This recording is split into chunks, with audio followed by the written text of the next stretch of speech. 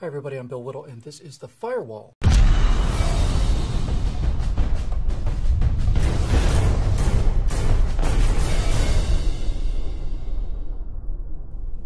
For those of us who are not familiar with ISIS, that's the Islamic State of Iraq and Syria, the savage beheading of American journalist James Foley, and now that of his second journalist, Steven Sotloff, certainly made the introduction.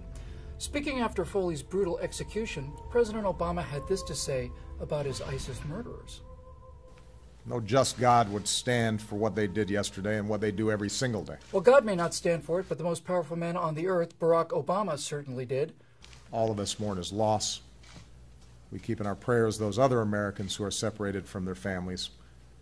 We will do everything that we can to protect our people and the timeless values that we stand for. And we will do everything we can to protect our people and the timeless values that we stand for, asterisk. See below.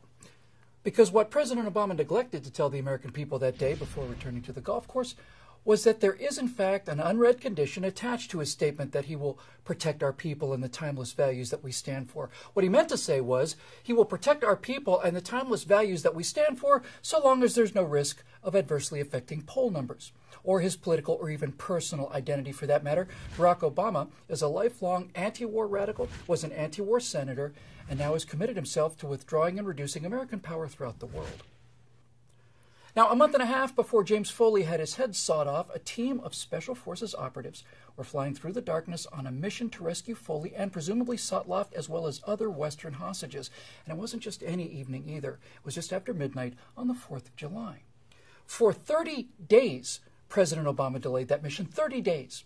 It was June when U.S. intelligence had a solid lead on the location of Foley and the other captives, but it was also well understood that ISIS, like all terrorist organizations, constantly moves hostages in order to prevent raids like the one that was finally launched after 4 weeks of delay. So why the hesitation?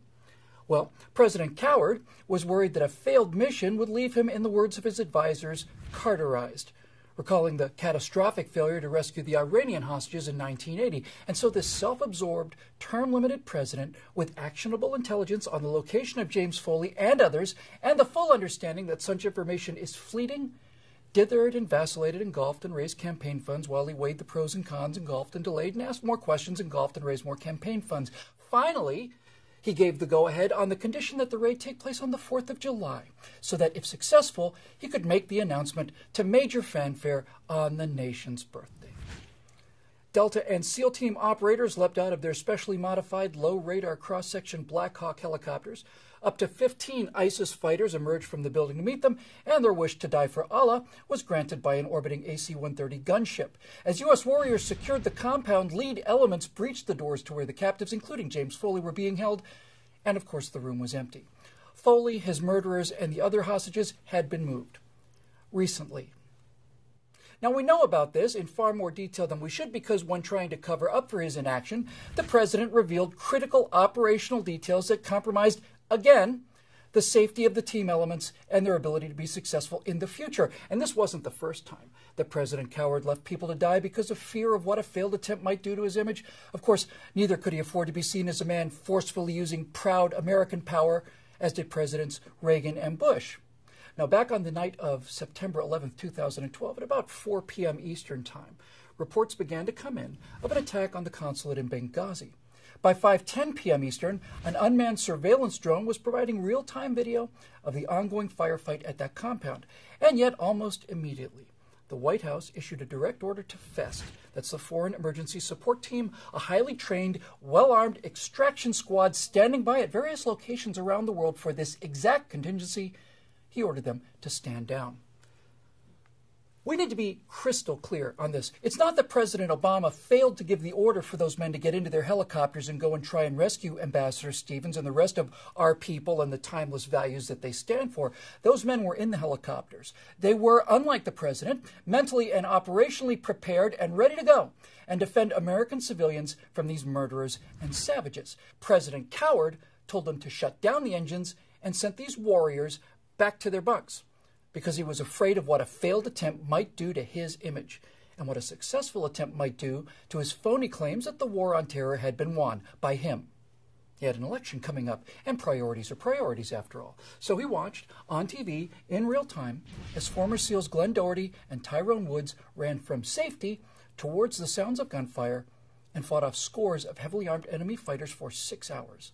Their laser target designators on the enemy mortar position that eventually killed them, looking up to the sky not only to a just God, but awaiting help from a president who was watching them die. And they did die, of course, at which point President Coward joined the Fest operators in retiring for the evening, getting a good night's sleep for the next day's fundraiser with Jay-Z and Beyonce in Las Vegas. Reports are that the men who were in the helicopters, ready, and as it turned out, able to save Doherty and Woods, did not sleep quite as well that evening. Oh, and one more thing. The signature Obama success on the war on terror, the raid that killed Osama bin Laden, was delayed for what appears to be about 100 days, as President Coward weighed the consequences of the failure of such a raid on his personal reputation. He was, according to several independent accounts, essentially overruled by the Secretaries of Defense and State who insisted that somebody take action before bin Laden was tipped off and vanished once again. That's why Obama is sitting in the back of the room like the pizza delivery boy in that iconic shot of the operation as it happened. He just popped in from the golf course just to kind of see how things were coming along. Now, put aside, if you're able, the monumental narcissism, selfishness, and moral cowardice of this man and focus for a moment on just how disconnected he really is from the American people that elected him. They thought they had elected a leader, not a self-obsessed moral coward who would use the most powerful and capable military in the history of the world to protect our people and the timeless values they represent, without that ever-present asterisk of so long as there's no chance of making me look bad. We're kind of past that point now, Mr. President, don't you think? Please subscribe to our YouTube channel and be sure to visit us at TruthRevoltOriginals.org.